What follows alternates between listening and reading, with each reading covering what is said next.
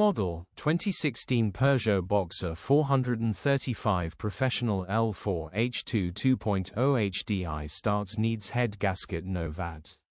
Body, white, panel van. Mileage, 157497. Engine, 1997 ccdw10 FUD. Transmission, 6-speed manual, front-wheel drive. Mechanical summary, starts with a bump start. Runs great. Head gasket needs replacing, coolant is pressurizing.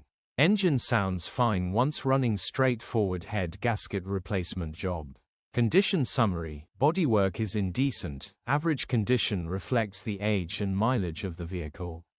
Interior is very clean and has plenty life left in it. Rear load area is very clean and tidy with loads of life left in it. Genuine honest.